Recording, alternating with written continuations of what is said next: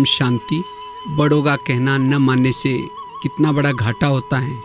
कभी कभी हमें लगता है कि हम तो अपनी मर्जी से चले, बड़े हमें कोई रोके टोके नहीं, लेकिन जब हम ऐसा करते हैं तो हमारा स्वयं का ही घाटा है।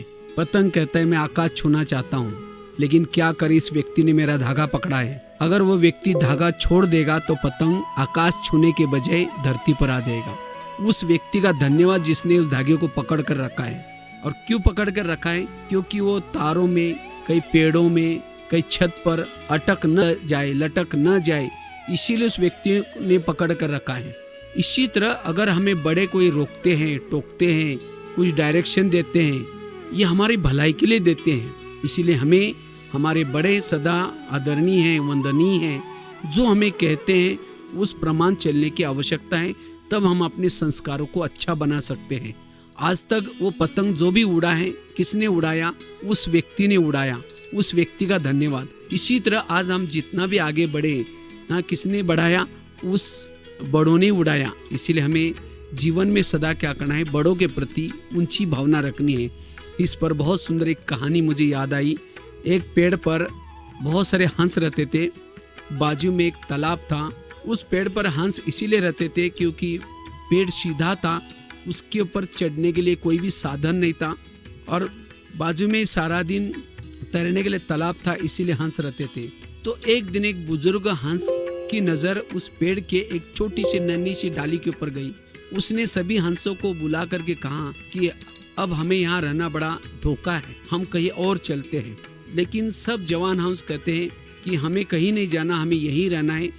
आपको जाना है तो आप ही जाओ, क्योंकि आप तो बूढ़े हो गए। उस बूढ़े हंस का कहना किसी ने नहीं माना। आखिरकार वो डाली बढ़ते बढ़ते बढ़ गई। तो एक शिकारी की नज़र उस पेड़ पर पड़ी। उसने देखा, अरे इस पेड़ पर तो चढ़ने का बहुत सुंदर साधन है, और बाजू में हंस रहते हैं, उस पेड़ पर हंस रहते हैं। तो इसीलिए जब हंस तैरने के लिए जाएंगे तो हम इनको जाली बिछा करके पकड़ लेंगे। तो जब हंस तैरने के लिए गए थे तो शिकारी ने पेड़ के ऊपर जाली बिछाई और छिप करके बैठ गया। इतने में शाम के समय हंस आए, बैठ गए पेड़ पर। बैठते ही सब जाली में फंस गए। बुजुर्ग हंस उड़ नहीं सकता था, पीछे से धीरे धीरे आया, और सब जब हंस चिल्ला रहे थे उसी समय वो पीछे हो गया। और सभी जवान हंसों को कहता है, देखा मैं आप लोगों को कहा था ना कहीं और चलते, तुम लोगों ने मेरा कहना नहीं माना, अब मैं क्या कर सकता हूँ, अब मरो।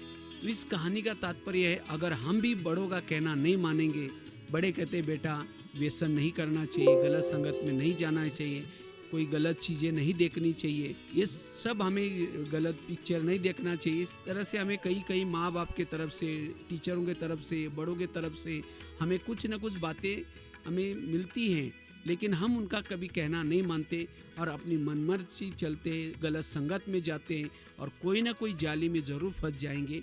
इसीलिए सदा ही हमें क्या करना है? हमारे बड़े जो कहते हैं उस प्रमाण चलना है, ताकि ऐसे विपरीत परिस्थिति से हम स्वयं को बचा सकें।